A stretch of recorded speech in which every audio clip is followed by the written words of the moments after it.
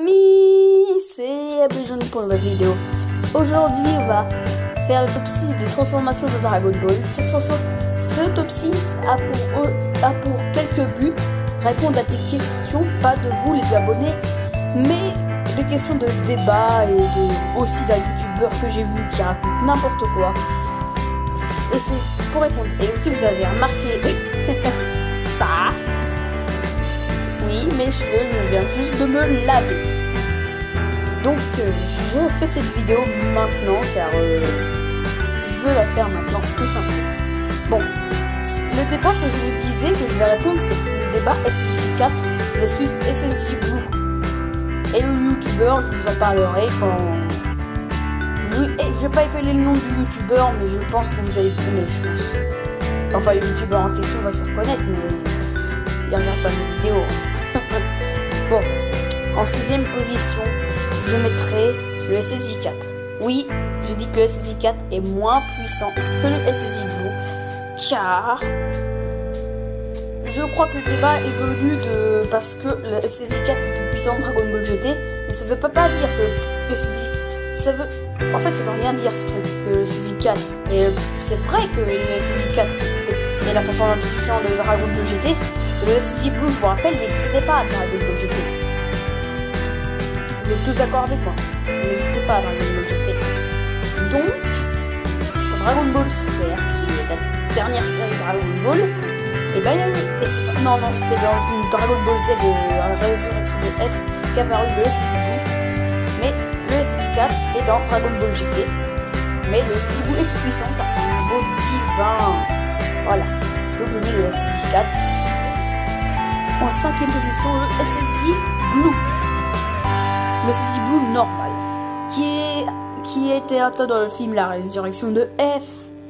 Comme je vous avais dit dans le 6ème. La Résurrection de F, c'est évidemment la résurrection de Freezer. Exact, Freezer. Et c'était dans ce film pour faire face au Golden Freezer, qui est la forme la plus puissante de Freezer. Ils ont dû mettre le SSJ Blue pour le battre. En même temps, la première fois c'était Goku qui a réuni aussi l'énergie. Et ensuite c'était Vegeta et Vegeta l'a achevé. Ensuite, la 4ème position, le SSJ Blue Kaioken, associé au Kaioken, qui est puissant, je dois l'avouer. C'était la dégainée pour la première fois par Goku contre Hit, lors du tournoi entre l'univers 7 et l'univers 6. Et voilà. Bon, en 3ème position, le SSJ Blue Évolution de Vegeta. D'abord, je vais répondre à une question qu'on le dit souvent. Si je fais une erreur, vous les fans de Dragon Ball, vous pourrez me dire dans les commentaires.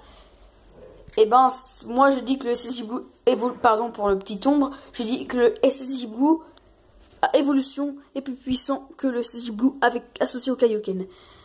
Vous savez pourquoi? Car le SSJ Blue évolution a pu vaincre Toppo. Et Goku a utilisé. Mais Goku est plus fort que Vegeta dans la forme de base.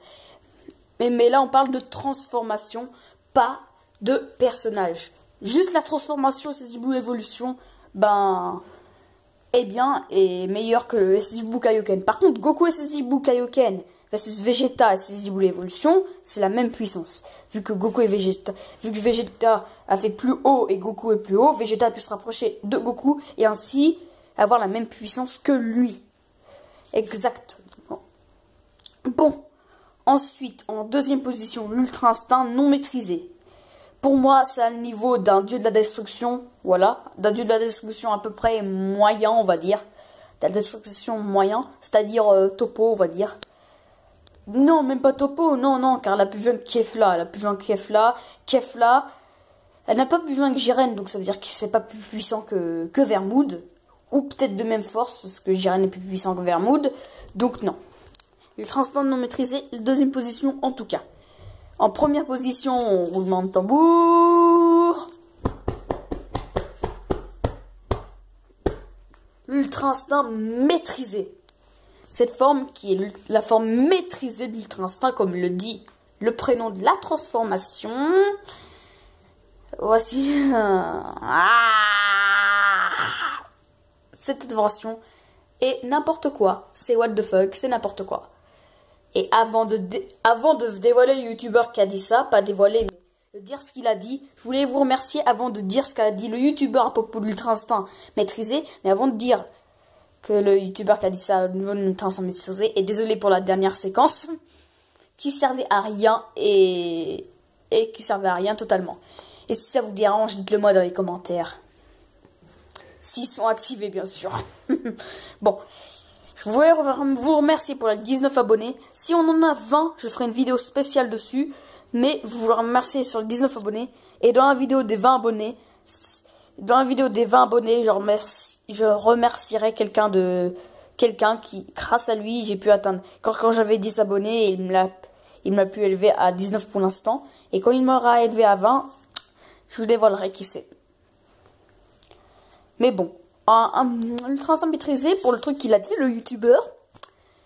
Vous êtes prêts à scotcher vos sièges. Hein. Regardez, quand vous regardez cette vidéo, scotchez-vous bien votre canapé, vous les fans de Dragon Ball, car là vous allez halluciner. Il a dit que l'ultra instinct maîtrisé, tenez-vous bien, est de niveau Akaishin faible.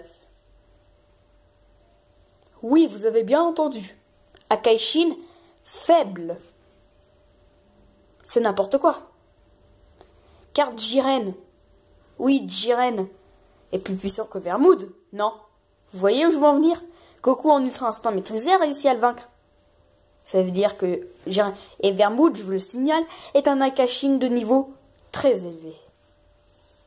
Donc, Goku ultra instinct maîtrisé est au-delà des dieux. C'est aussi simple que ça. Bon les amis, c'était la fin de cette vidéo. N'hésitez pas à mettre un gros pouce bleu. Pouce bleu! Abonnez-vous! Bonne journée! Bye!